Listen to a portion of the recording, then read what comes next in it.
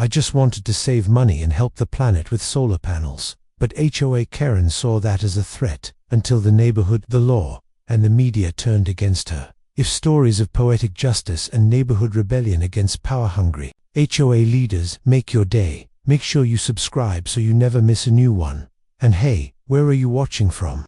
Is your HOA helpful, or full of Karens too? I never expected installing solar panels on my roof would turn me into a symbol of resistance in my entire neighborhood. But that's exactly what happened after HOA Karen stormed up my driveway that chilly Saturday morning. My name is Luke Harrison, and my wife and I had just finished refinancing our dream home.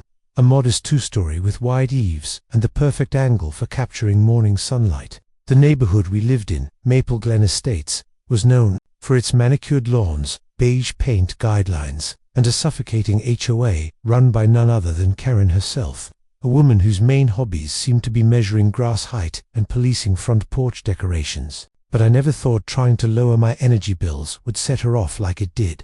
I'd done everything by the book: permits from the city, professional installation, energy audits, and paperwork filed weeks in advance. The only thing I didn't account for was the petty dictatorship of Karen, who claimed that my solar panels, despite being sleek, black, modern, and aligned with environmental code, violated the architectural harmony of the block. Her words, not mine. At first, I thought she was bluffing, but when she taped a $500 violation notice on my front door just hours after the panels went up, I realized she was dead serious. The letter was filled with vague citations from outdated HOA bylaws, and when I confronted her, she smiled and said, "You should have asked us first. This isn't just your home, it's our community." That sentence stuck with me, not because it was true, but because it represented everything wrong with how power can rot in small places. This wasn't about solar panels, it was about control, and I wasn't about to roll over. I started by attending the next HOA meeting. I came prepared with documentation, proof that my panels increased property value, didn't violate any actual municipal codes, and even examples from nearby neighborhoods that praised similar initiatives. Karen cut me off halfway through, declared my emotional appeals irrelevant, and moved to escalate the fines. I left that meeting furious, but not defeated. I dug deeper. I found a clause buried in the HOA's founding documents, an override provision that allowed members to submit policy review requests if backed by 25% of residents. And so began what I called Operation Sunlight. I knocked on doors, I listened, I shared my story, and I found out I wasn't alone.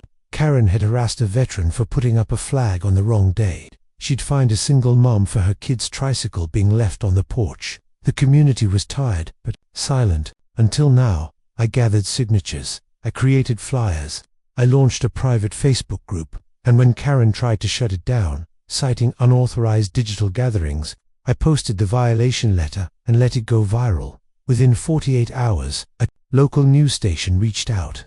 Within a week, the story was trending statewide. Suddenly, people cared. Suddenly, I wasn't just a guy with solar panels, I was the guy who stood up to Karen, and the story was only beginning. Asterisk, by the time the news story aired, I couldn't go grocery shopping without someone stopping me to say, "You're that solar guy, right?" The support felt overwhelming at first. Neighbors who had never said more than a polite hello at the mailbox were suddenly waving, offering snacks, and asking how they could help. Even the local high school science teacher sent his students over to interview me for an environmental justice project. But for every smile and handshake I received, Karen doubled down on her efforts.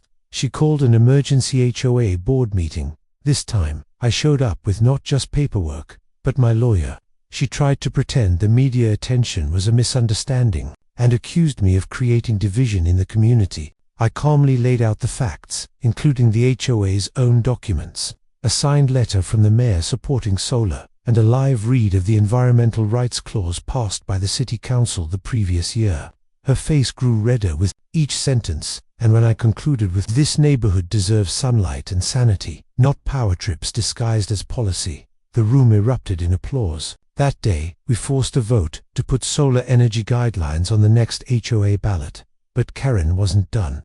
Just 2 days later, I got another notice, this time for property defacement, because of the pro-solar signs neighbors had started placing on their lawns in solidarity. She threatened daily fines, mandatory removals, and even tried to ban lawn signs altogether, all while claiming to act in the neighborhood's best interest. One evening, my daughter came home from school, in tears. Apparently, Karen had stopped her while she was walking the dog and said, "Tell your father he's ruining this place for everyone." That was it. I scheduled a town hall at the local rec center and invited every resident in the community. I brought graphs, testimonials, legal statements, and photos of what our street could look like with modern solar rooftops.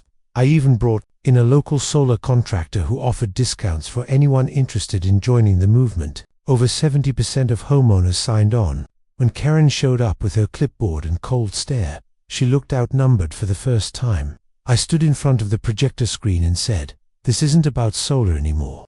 This is about choice, about letting people decide what's best for their families and their homes. We don't need permission to be responsible. We need protection from being silenced." The silence afterwards spoke volumes, and the slow clapping that turned into thunderous applause nearly shook the floor. In that moment, something shifted. Karen left the meeting early. Her allies on the board stopped responding to her emails. One even resigned the next morning. And just like that, we had momentum.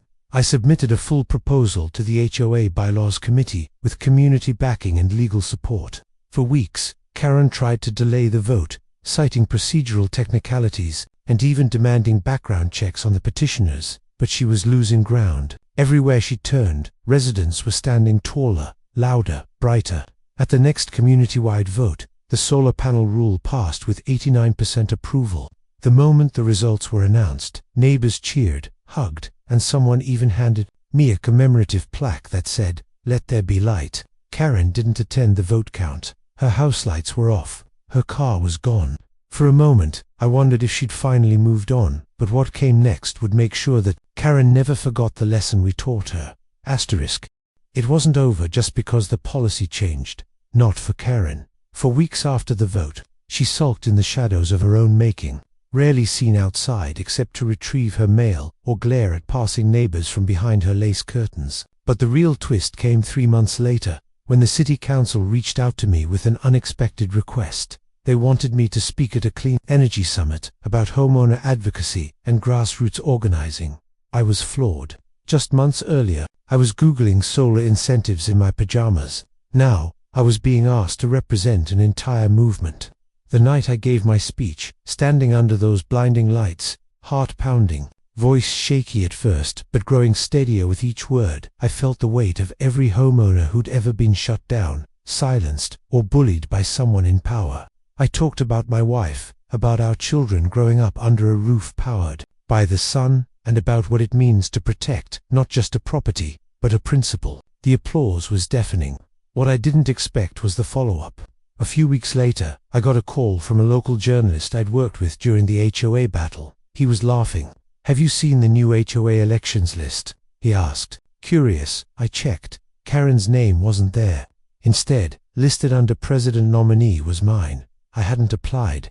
Apparently, enough residents had written me in. I was stunned. Me, the guy who just wanted to put panels on his roof, now being asked to lead the same HOA that once tried to ruin my life. After a lot of thought, conversations with my family, and a few sleepless nights, I accepted, but I made a promise to myself. I wouldn't become what Karen had been. I wouldn't wield power like a hammer. I'd use it like a bridge. Our first board meeting under my leadership was held in the park, instead of the usual clubhouse. We brought in food trucks, invited residents to speak freely, and even had a local teen DJ provide music. The atmosphere was joyful, warm, the very opposite of every meeting Karen had ever run. We updated the HOA bylaws to support sustainable practices, created a neighborhood grant fund for energy improvements, and built a community garden on a once unused lot. As for Karen, she stayed quiet. She eventually put her house up for sale, the very home where she once stood, like a warden of conformity, now overshadowed by rooftops gleaming with solar pride. She moved out quietly, no farewell notes, no final meetings, just gone, like a storm that finally passed. The day after her moving truck pulled away, my daughter, now proudly wearing a solar system t-shirt to school, looked up at her house and said, "Daddy, the sun makes our home happy."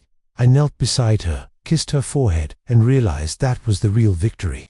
Not the policy, not the title, not even the national attention. It was that quiet, powerful shift. The moment a child understood that standing up for what's right doesn't always mean shouting. Sometimes, it just means refusing to be dimmed. That's what Karen never understood. She thought rules and fear would keep us quiet, but she never understood the strength of a community that decides to shine.